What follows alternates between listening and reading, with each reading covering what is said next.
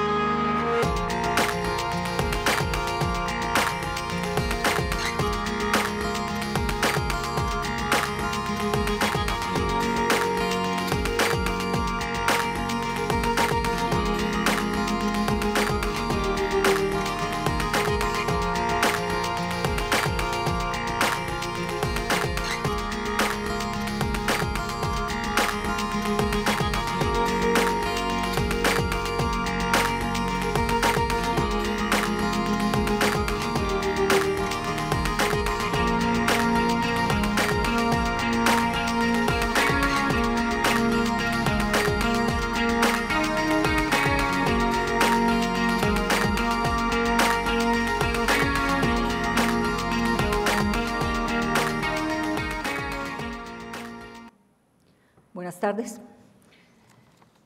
Pues, como lo dijo el doctor Hernández, nosotros somos jueces de muchas cosas en la tercera.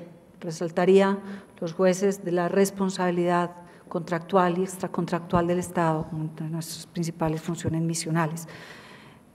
Tres asuntos a resaltar con ocasión de la rendición de cuentas. Primero, las cifras. Ya nos las mostraron y creo que es un hecho.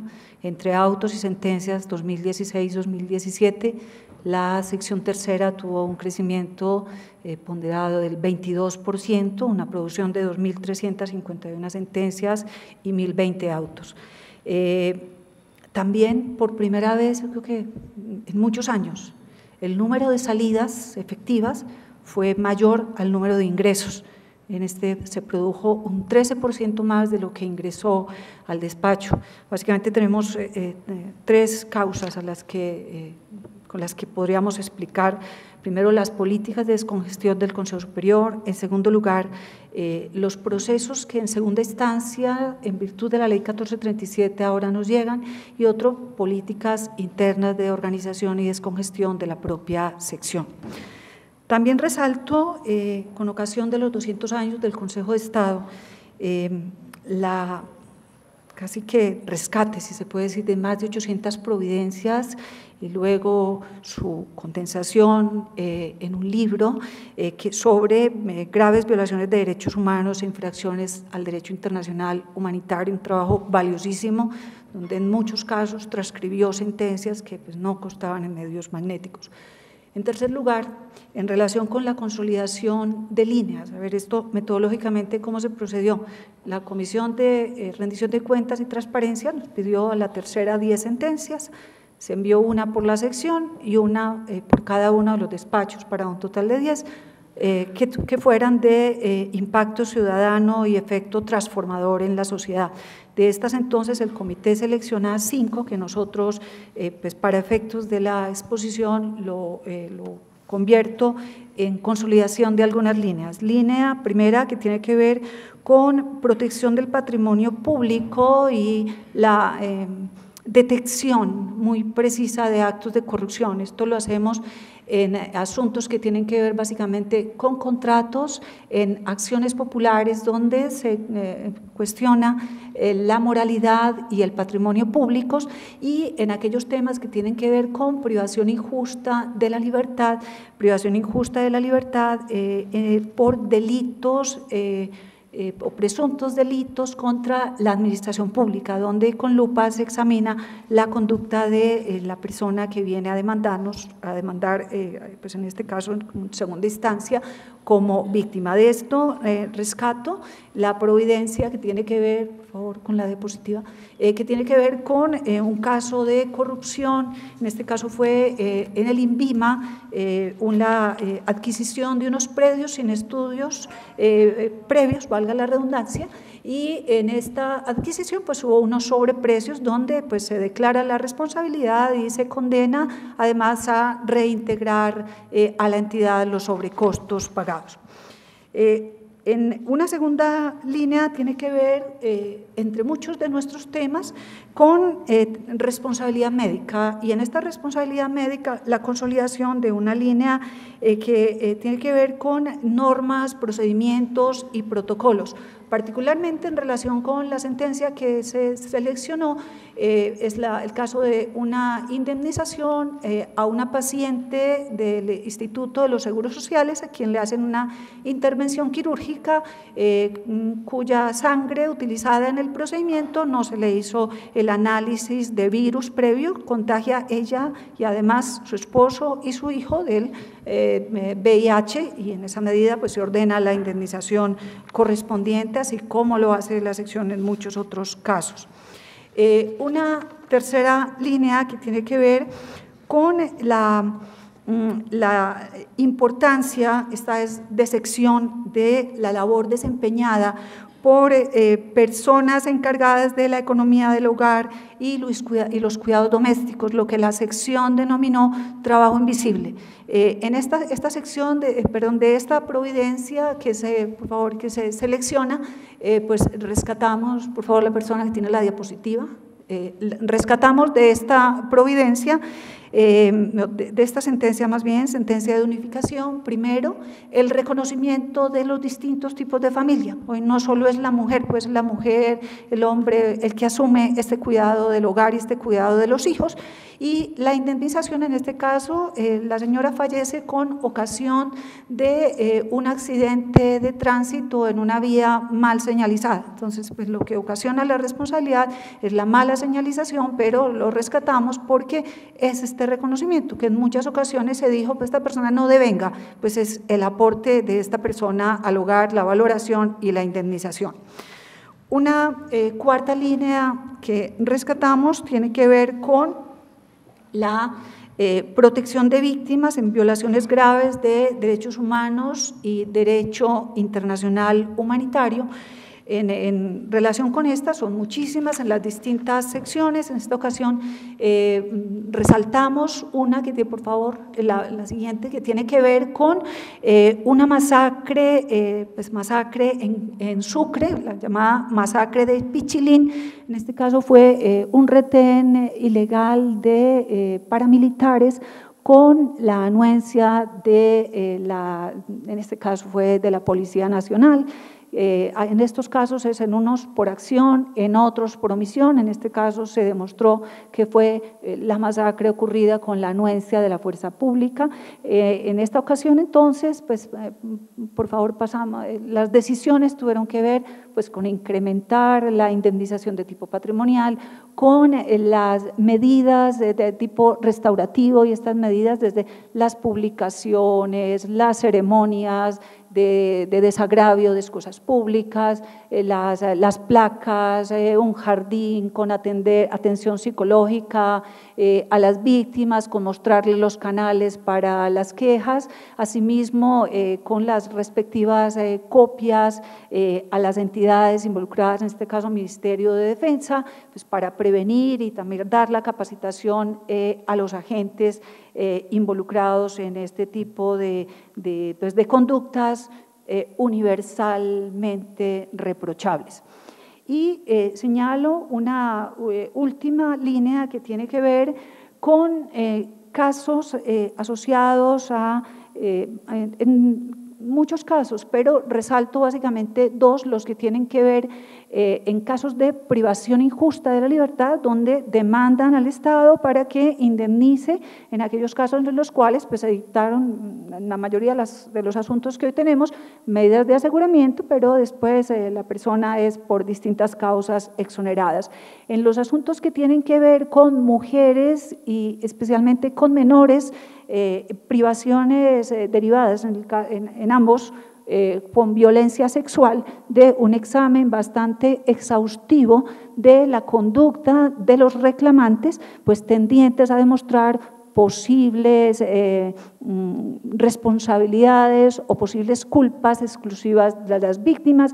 En este caso destacamos una que tiene que ver con una mujer, además de menor de edad, con retardo mental y alicorada, que no solamente es accedida carnalmente, sino que además se lleva a los amigos a que le hagan barra. Entonces dijimos, semejante comportamiento en un parque público no tiene por qué ser premiado y en ese caso se niega la indemnización de perjuicios. Digamos que, grosso modo, las principales líneas que tienen que ver con los asuntos que seleccionamos. Muchas gracias.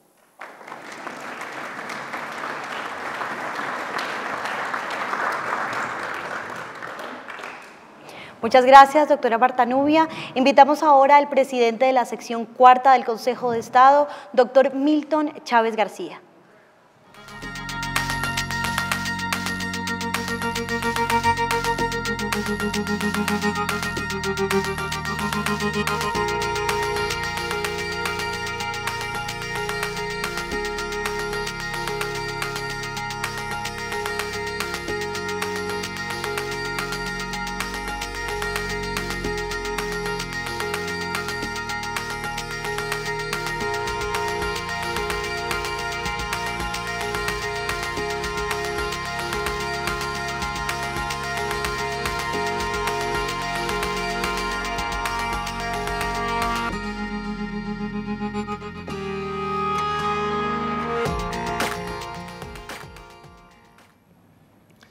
Muy buenas tardes.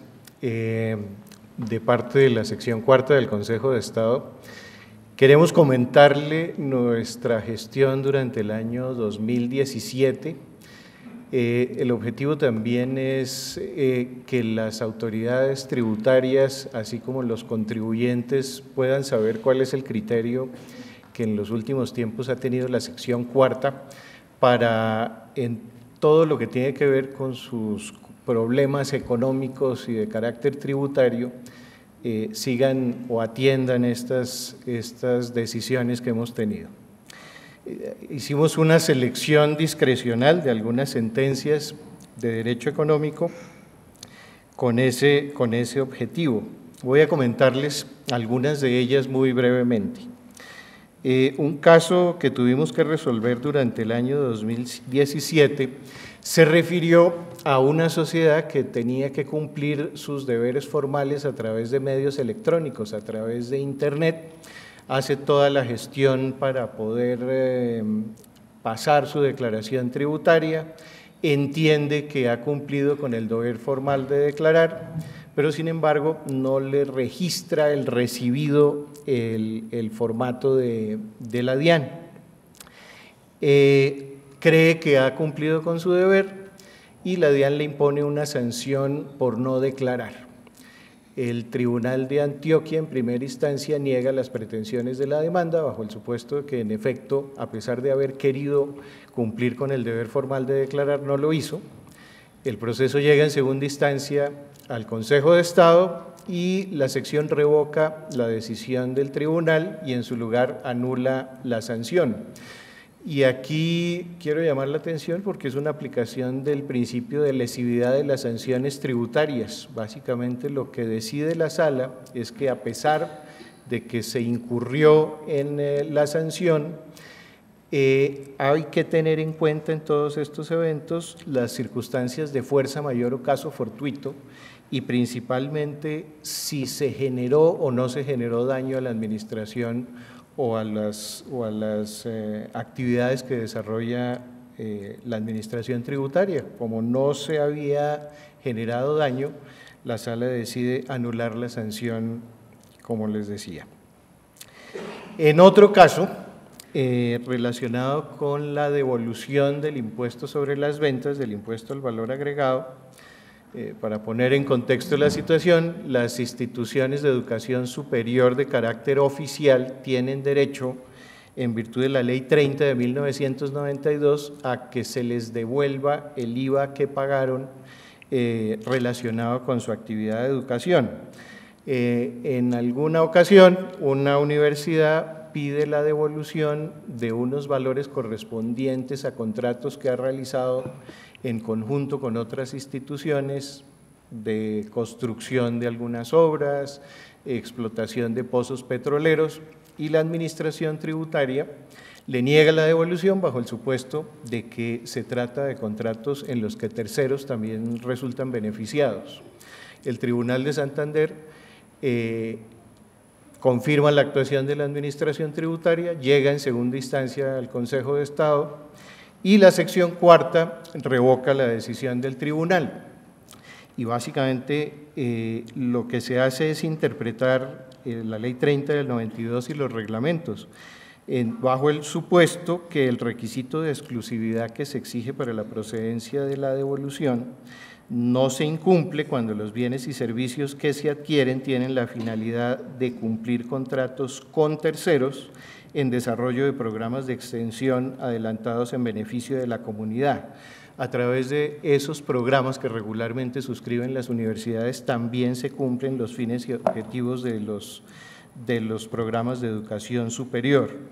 En consecuencia, pues se da alcance a estas normas relacionadas con la devolución del impuesto sobre las ventas. Otro caso bien particular que afecta a muchos ciudadanos es relacionado con la obligación de informar a la administración tributaria a través de medios magnéticos cuando se superan ciertos topes de ingresos. Y este es el caso en el que a una señora, en razón a la liquidación de la sociedad conyugal, le corresponden unos bienes y unos valores en gananciales, y por el valor percibido la administración entiende que supera el tope para estar obligada a informar.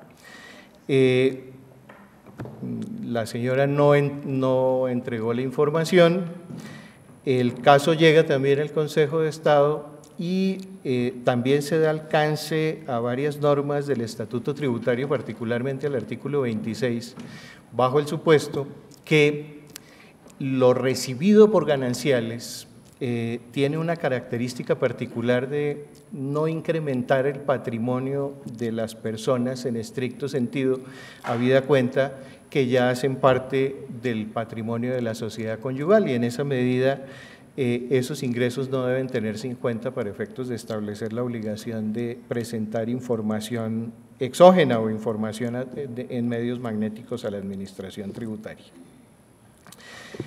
En otra ocasión tuvimos la oportunidad de ver un caso en el que un municipio,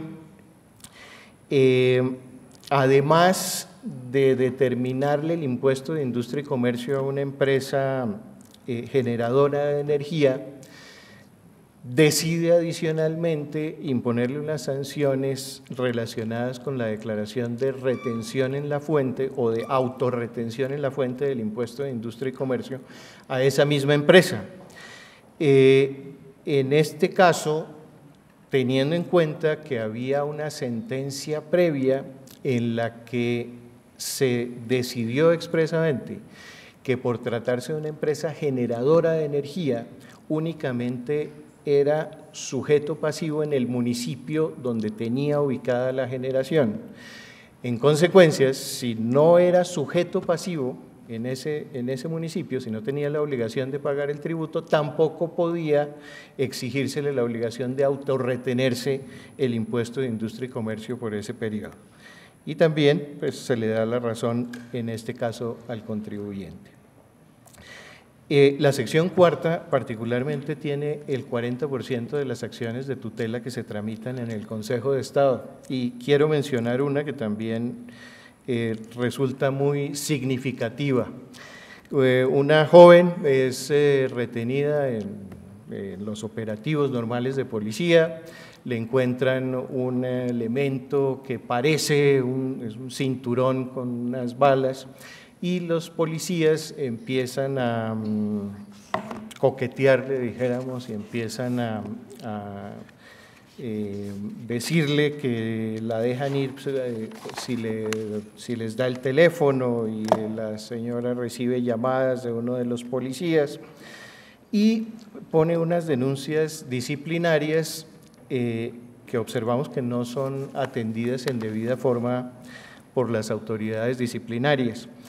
En este caso, la sala decide tutelar los derechos de la señora y queremos llamar la atención que además de exhortar a la Procuraduría General de la Nación para tener en cuenta este tipo de situaciones de manera preferente, se ordenó a la Policía Nacional que impartiera un curso sobre perspectiva de género en los procedimientos policiales, particularmente frente a los uniformados que estuvieron involucrados en esta situación. Esto también en una perspectiva de género que también tenemos en cuenta en nuestras decisiones. Muchas gracias por su atención. Seguimos adelante entonces con esta presentación.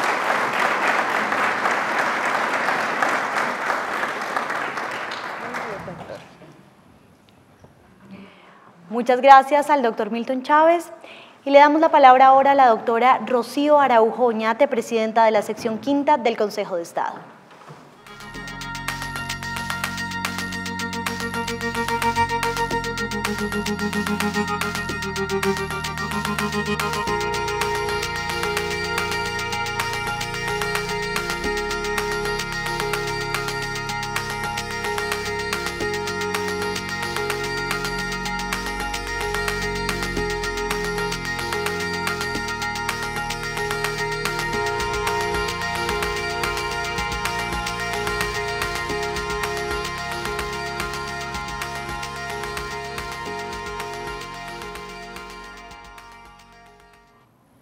Un saludo muy especial a todos los asistentes desde la sección quinta. La sección quinta del Consejo de Estado lucha por fortalecer la legitimidad y la legalidad de la democracia colombiana. Por esa razón, nuestro permanente esfuerzo es cumplir con la Constitución política, con los términos que se establecen para la acción de nulidad electoral, y por esa razón hoy le damos a todos los asistentes y a Colombia entera un parte de éxito en la medida en que hemos cumplido en el año 2017 con el 93% de todos los procesos que nosotros tramitamos. Básicamente iniciamos el año del 2017 con 131 procesos. Ingresaron a nuestra sección 1948 procesos y terminamos el año únicamente con 154 procesos, de tal manera que así hemos cumplido con un 93% de nuestro trabajo para tranquilidad de todos los colombianos. Nosotros en la sección quinta igualmente nos hemos acreditado con un sistema de calidad desde el 2016 con el ISO 9001 del INCONTEC, y adicionalmente estos resultados y la organización de nuestra sección nos ha dado la oportunidad de colaborar con la sección primera del Consejo de Estado. El Consejo de Estado, a través del Acuerdo 357 de 2017, se comprometió para que la sección quinta pudiera resolver 400 expedientes, que a la fecha únicamente quedan 22 por resolver.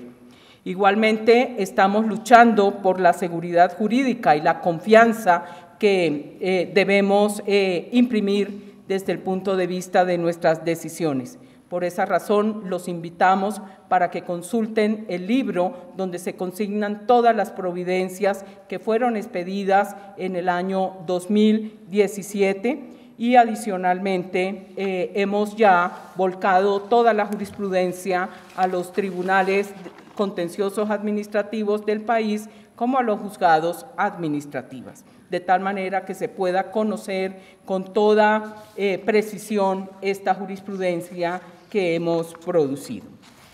Hemos escogido, es difícil resumir todo este trabajo, y hemos escogido 5 casos que nos parece que donde la sección quinta ha hecho una labor de aclarar normas constitucionales y legales a través de los procesos de nulidad electoral. El primero al que quiero referirme es el relacionado con una situación de interpretación al que estuvo abordado la sección quinta, relacionado con los encargos que debía proveer el presidente de la República y los gobernadores cuando se suscitara una vacancia absoluta.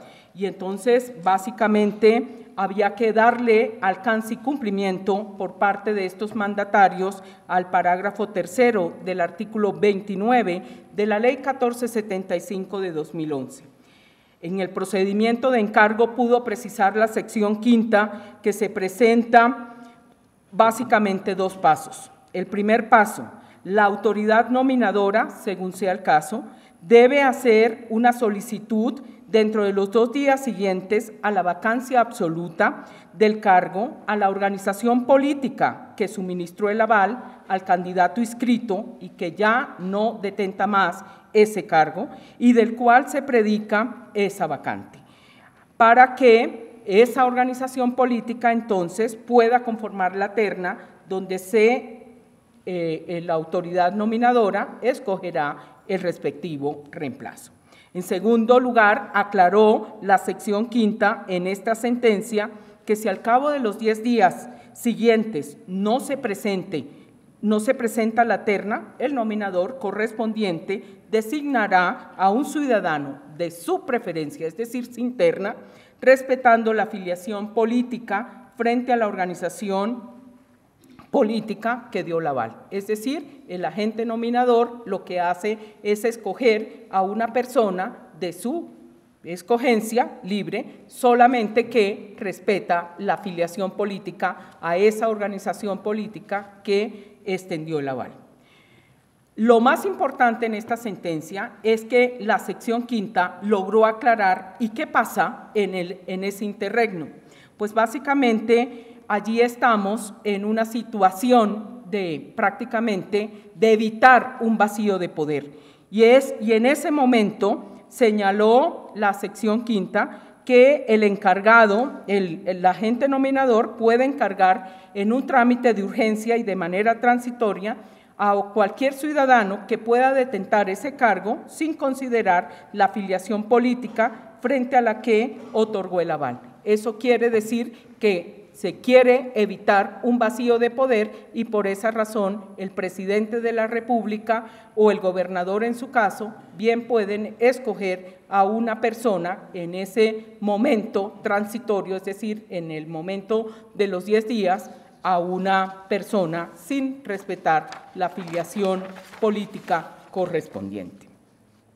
En segundo lugar, tenemos que un caso donde básicamente se señaló que quien es superintendente financiero no se puede desempeñar de manera concurrente como director, administrador, representante legal o revisor fiscal de cualquier institución vigilada, dado que ello contraría la prohibición establecida en la letra B del numeral 12 del artículo 337 del Estatuto Orgánico del Sistema Financiero. En este caso, lo que se concluyó es que había una inhabilidad y una incompatibilidad al mismo tiempo.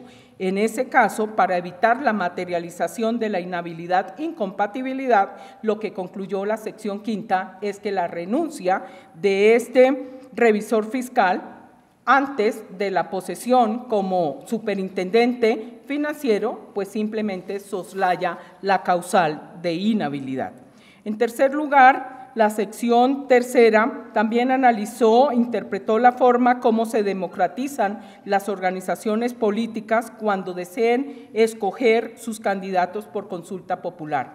Básicamente se trata de un caso de armonización entre los estatutos del partido y los resultados de la consulta popular. ¿Qué definió la sección quinta en este caso?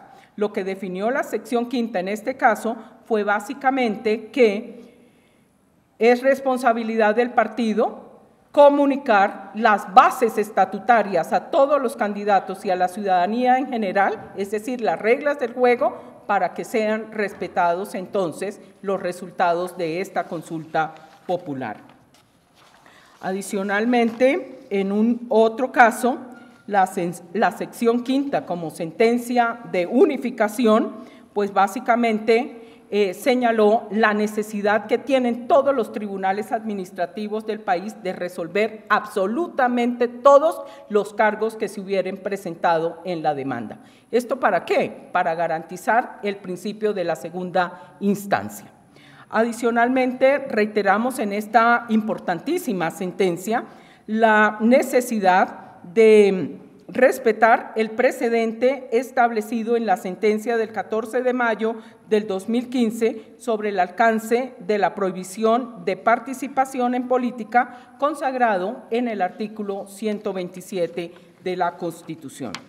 Finalmente, también hemos escogido una acción de cumplimiento, toda vez que la sección quinta también conoce no solamente de nulidades electorales, de acciones de tutela y de acción de cumplimiento, otro importante caso donde se recalcó la obligación que tienen los servidores públicos de capacitarse en equidad de género, derechos humanos y derecho internacional humanitario cuando tienen competencias en la prevención, investigación, judicialización, sanción y reparación de todas las formas de violencia contra las mujeres. En este caso, se exhortó al Ministerio de Educación que estableciera controles exigentes y permanentes para el cumplimiento de dicha formación de los servidores públicos en los proyectos pedagógicos, de tal manera que entonces solo así se pudiera concluir y darle alcance a la equidad de género, a los derechos humanos y al derecho internacional humanitario. Yo los invito a todos ustedes para que consulten los materiales que la sección quinta y el libro donde aparecen todas estas providencias. Muchas gracias.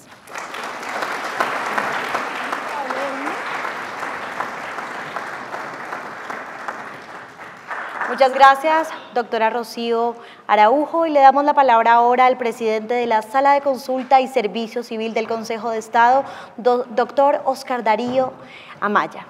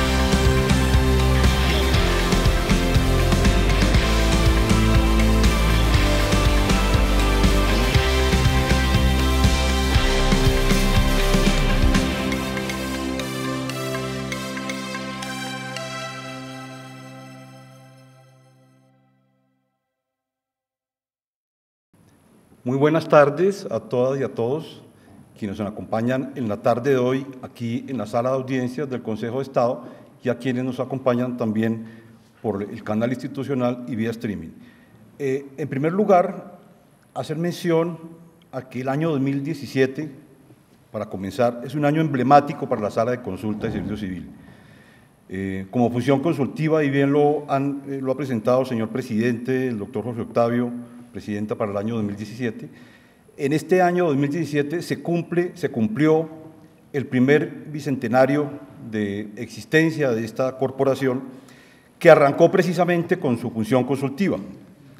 Por eso el año 2017 es un año muy importante, muy trascendental, y así lo entendieron mis compañeros, a quienes presento un saludo especial de la Sala de Consulta, del doctor Edgar González, presidente para el año 2017, el doctor Germán Bula, quien nos acompañó como vicepresidente de la Sala del Consejo de Estado, hoy en la presidencia de nuestra corporación, y el doctor Álvaro Namén, quien fungió como coordinador de toda la actividad conmemorativa a nuestro bicentenario.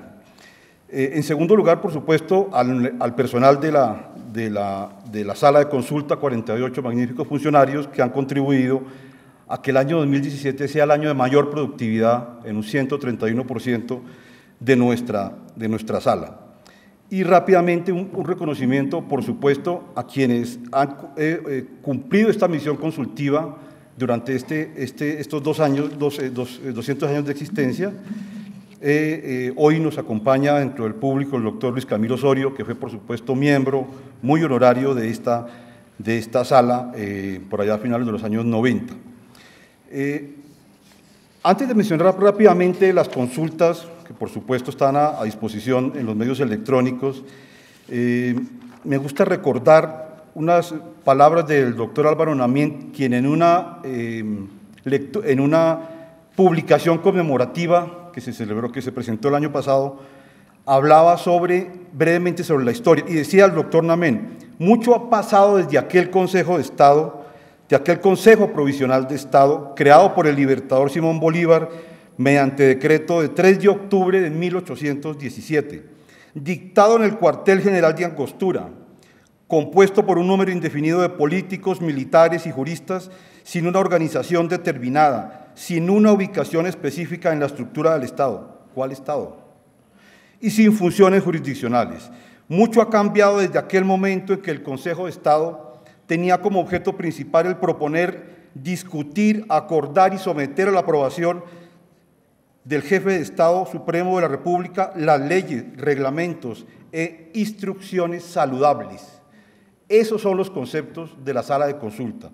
Instrucciones saludables, por supuesto, en 1914 la jurisdicción contenciosa, y de ahí en adelante una extensa producción que el Consejo de Estado en su Sala de Consulta se ha referido en una cantidad de temas que me parece un deber mencionarlos, ahora que la función consultiva por su carácter de reserva, ustedes bien saben, los conceptos se emiten, hay una reserva de los 6 meses y hasta 4 años, eso hace que muchas de nuestras actividades se conozcan después de los 4 años. El doctor Guillermo Sánchez Luque, también en la misma publicación conmemorativa, recuerda algunos de los pronunciamientos de la Sala de Consulta en estos 200 años. Improcedencia de la renuncia del general Urdaneta de 1831, la nulidad de nombramientos por quien no está legitimado, la no pérdida de nacionalidad por ley posterior en 1897, las funciones, la adición voluntaria de nombre de mujer casada en 1982, las funciones del Congreso de la República disuelto por la Asamblea Nacional Constituyente, la no conciliación de actos que imponen multas a contratistas en 1992, el carácter no obligatorio de las recomendaciones de la Comisión Interamericana de Derechos Humanos de 1992. Es decir, una cantidad de temas por los que pasa el Estado, por los que demanda de esta Sala de Consulta su concepto, su orientación, como bien lo decía el doctor Namén, citando el decreto del Libertador, buscando instrucciones saludables. Y hablando ya puntualmente de lo que ha sido la gestión en el periodo del año 2017, uno podría decir que las dos actividades más importantes que desarrolla la Sala de Consulta, que son, por supuesto, la emisión de consultas de conceptos a instancia del Gobierno Nacional, los ministerios o el Departamento Administrativo, y los conflictos son las que demandan la mayor actividad, pero no son las únicas, como bien lo ha mencionado, como bien está presentado en el slash que me antecedió. Rápidamente, a manera de índice, ¿cuáles han sido los más importantes pronunciamientos de la sala de consulta? El caso de conceptos sobre procedimiento legislativo especial para la paz, el famoso Fast Track, el quórum y mayoría para la aprobación del proyecto de acto legislativo que crea circunscripciones especiales para la paz, el desarrollo de actividades culturales por parte del Banco de la República en el Teatro Amira de la Rosa de Barranquilla. Uno a veces no comprende la importancia de un concepto de la sala de consulta esclarecedor, ni más faltaba hasta en los temas regionales de más sensible importancia. Otro concepto muy importante, administración de la cuota para fiscal de fomento ganadero y lechero y la posibilidad de admitir a Fedegan, antiguo administrador, en el proceso de licitación. La consulta previa sobre el protocolo de Nagoya en materia ambiental. Y por último, por mencionar algunos, antes de entrar a explicar brevemente los que hemos escogido, el retiro forzoso por edad de los servidores públicos y los particulares que ejercen funciones públicas en el caso de personas que cumplieron la edad de retiro forzoso. Hemos escogido brevemente algunas de los pronunciamientos, digamos, los más importantes. El primero de ellos, el que está numerado con el concepto 2364, de alguna forma ya lo mencioné, sobre el quórum y mayoría para la aprobación del proyecto de acto legislativo que crea circunscripciones especiales para la paz. Ustedes recuerdan el conflicto sobre qué número recaía la votación, 99, 100. Ese pronunciamiento, por supuesto, lo hizo la Sala de Consulta y Servicio Civil. El segundo concepto es el 2341. Es un concepto que hace relación a una enorme dificultad que tenía el IMPEC y el Ministerio de Justicia con relación a la planta de personal, en razón a que la Corte Constitucional había declarado y era necesario superar el estado de cosas inconstitucionales en el sistema penitenciario y carcelario. Rápidamente, por razones de tiempo, pues el concepto plantea unas alternativas, unas estrategias desde un COMPES, desde la modificación del decreto que fija las restricciones presupuestales para la planta de personal, formula recomendaciones para la reforma normativa correspondiente y en general da una hoja de ruta para la solución de este complicado problema de sanidad en razón a la estrechez presupuestal que tenía que manejar el Ministerio de Justicia y el IMPEC. El tercer concepto es el 2321, que hace relación a la naturaleza de los personeros municipales. A instancia de una consulta del señor Procurador General de la Nación al Ministerio del Interior, nos pedían el favor de dar conceptos sobre cuál sería la fuente para el pago del salario de los personeros. Imagínense la trascendencia en pleno 2017. La sala emite un concepto donde hace referencia a que es la sección presupuestal de las personerías las que debe manejar el tema. Dentro del presupuesto, por supuesto, que maneja la alcaldía, hay una sección para el presupuesto de la personería.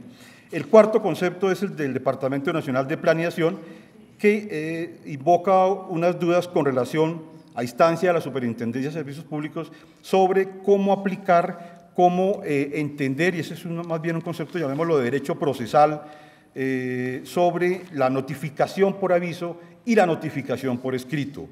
De alguna forma, por supuesto, es una interpretación del artículo 69 de la Ley 1437 OCEPACA. Y por último, el último concepto es el concepto sobre el protocolo de Nagoya, que a instancia del Ministerio de Ambiente, señor Ministro de Ambiente, era necesario establecer si era procedente, necesaria, obligatoria, la consulta previa para la aprobación, para la radicación, el poder cumplir los compromisos internacionales en materia del protocolo de Nagoya sobre acceso a recursos genéticos. Esto, señoras y señores, en términos generales, algunas de las más importantes actividades misionales, institucionales y coyunturales de la Sala de Consulta en el año 2017. Muchas gracias.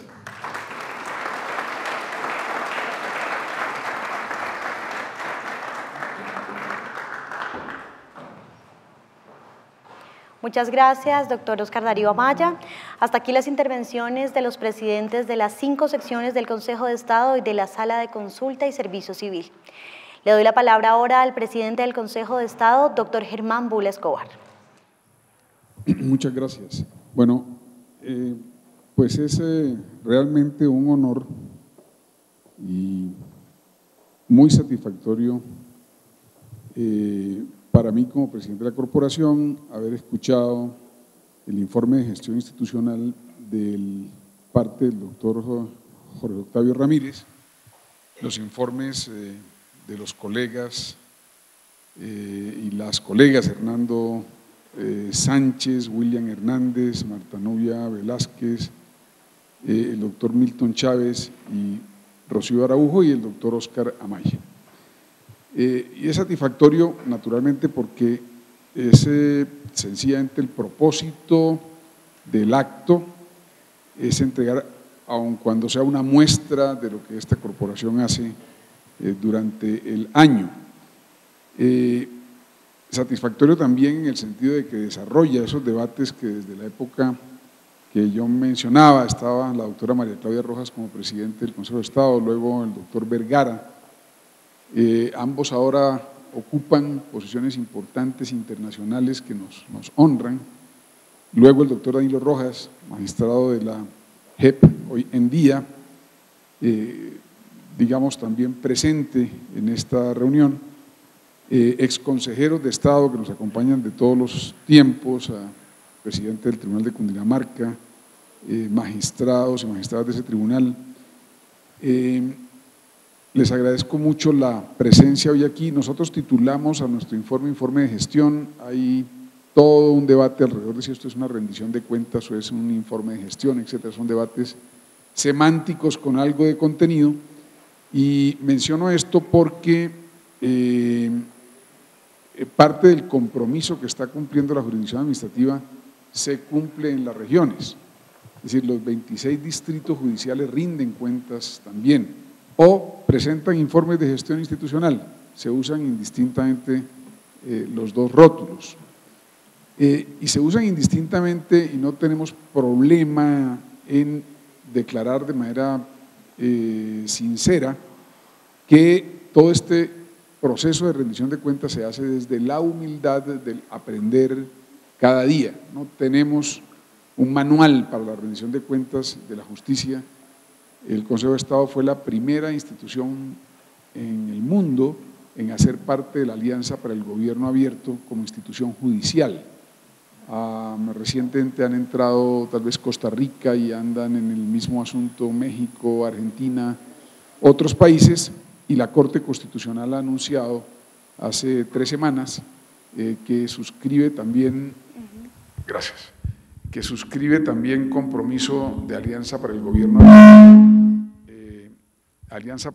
Abierto. El doctor Linares, presidente de la Corte Constitucional, luego de hacer una mención muy generosa sobre, digamos, el papel que ha jugado en esta materia el Consejo de Estado, anunció que la Corte Constitucional también va a seguir este camino de suscribir compromisos alrededor de la Alianza para el Gobierno Abierto. Con estas muy breves palabras de gratitud quiero darle paso a un segmento que es el de responder algunas preguntas. No vamos a tener quizá mucho tiempo, pero hay ya algunas preguntas formuladas. Entonces, Juliana, devuelvo a ti el uso de la… Bueno, en este momento el presidente del Consejo de Estado va a formular algunas preguntas que tiene en su poder en este momento. Voy a comenzar con… aquí hay un par de preguntas que se pueden responder juntas. Dice, ¿por qué no se da información sobre el presupuesto del Consejo de Estado? Dice una de las preguntas, ¿y qué diferencia la rendición de cuentas de la rama ejecutiva con la que hoy realiza el Consejo de Estado? Bueno, nosotros no damos información presupuestal porque no manejamos presupuesto, es decir, no, eso lo hace, digamos, el Consejo Superior de la Judicatura, que es la institución diseñada por el constituyente del 91 para encargarse de toda la actividad de soporte de toda la actividad de apoyo que le permita a la judicatura, no solamente al Consejo de Estado, sino a tribunales y jueces, desempeñar su tarea más bien frente a los expedientes, etcétera, de manera que no nos encargamos de ese componente. Sencillamente está diferido, digamos, delegado, atribuido al Consejo Superior de la Judicatura. Y eso tiene que ver con la diferencia en la rendición de cuentas que hace la Judicatura en relación con la que hace el Ejecutivo.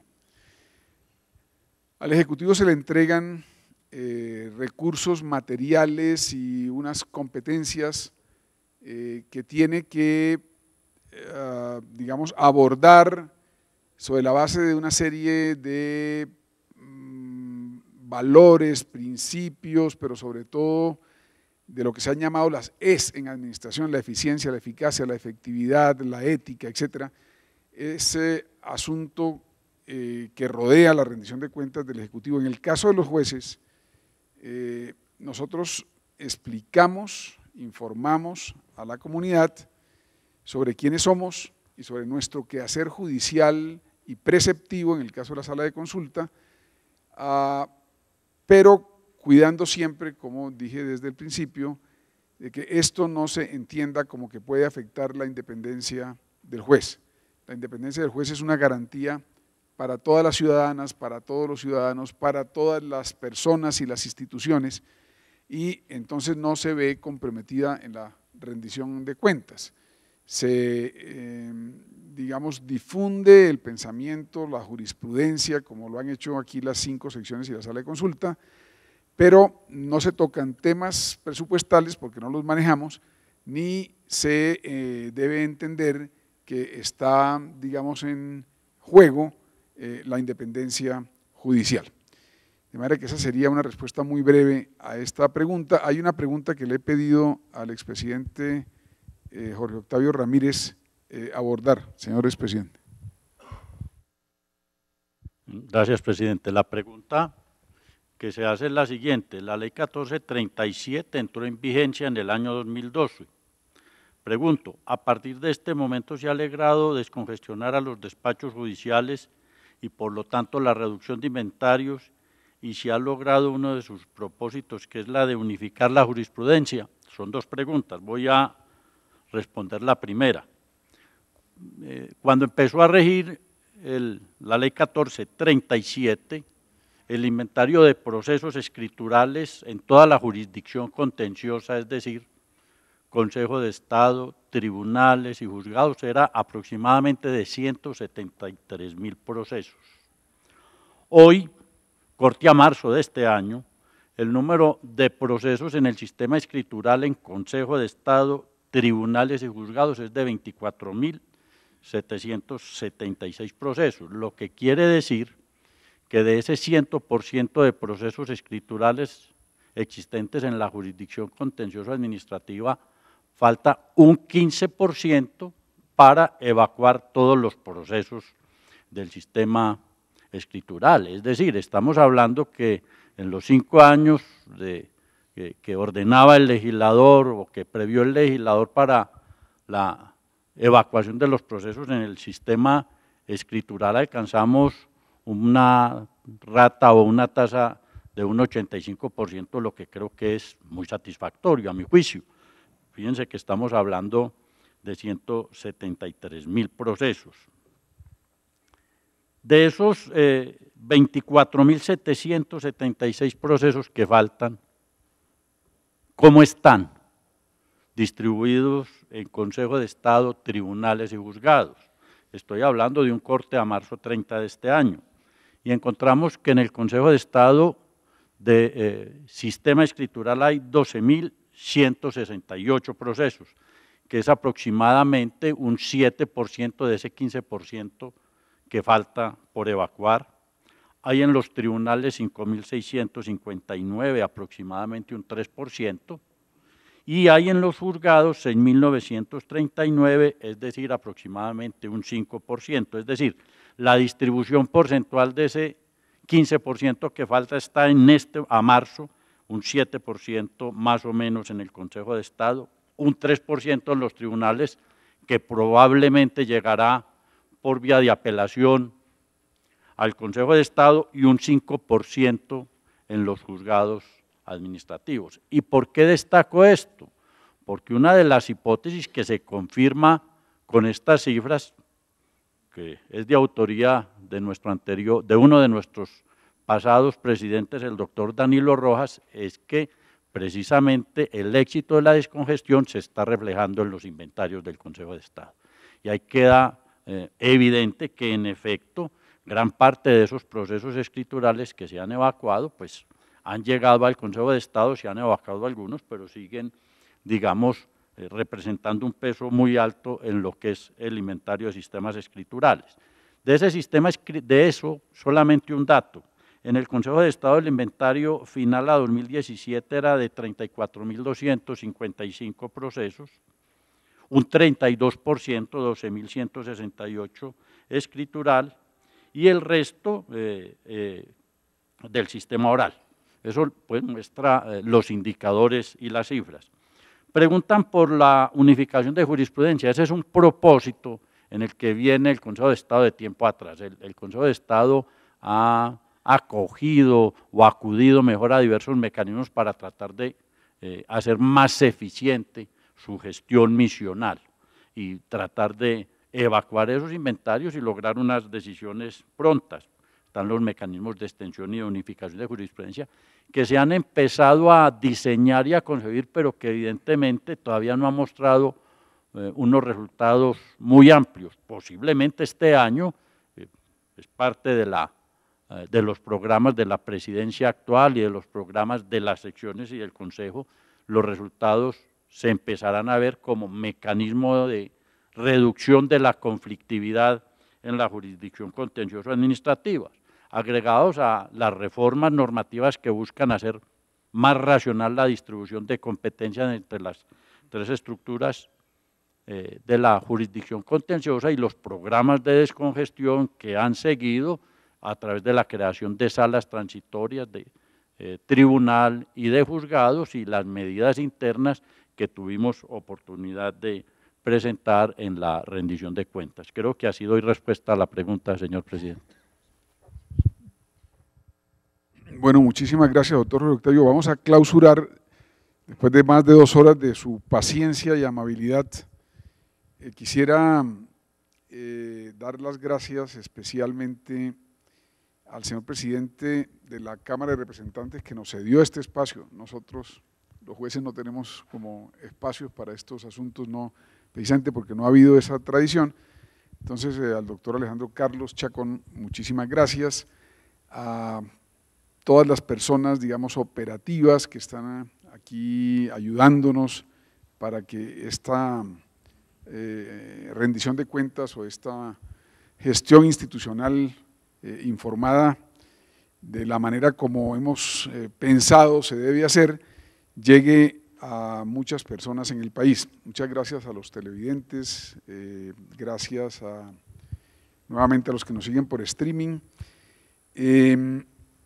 Nosotros cada año tratamos de aprender sobre esto de la rendición de cuentas e informes de gestión institucional, aprendemos de los tribunales de los jueces, tratamos de aprender en conjunto, vamos distrito por distrito y cada tribunal, cada grupo de jueces va aportando distintos, digamos, agregaciones de valor a la manera como lo hacemos. Tenemos ya un documento metodológico que hemos construido, aquí es muy hecho en Colombia, digamos, y nuestro compromiso es mejorar lo que hacemos. Cuando rendimos cuenta, también la rendimos para la propia corporación. Queremos vernos reflejados en lo que hacemos con el ánimo de mejorar, que es nuestro compromiso con la nación colombiana. Nuestra opinión es que cada juez, cada tribunal, cada sala aporta desde sus providencias, desde su conducta a la legitimidad de la jurisdicción administrativa, y nuestro interés es que eso se siga haciendo y fortaleciendo en dirección a ganar la confianza creciente de la ciudadanía. Ese es nuestro compromiso con la nación, y quisiera pedirle a Juliana que nos despidiera entonces finalmente. Muchísimas gracias a todos ustedes. Gracias.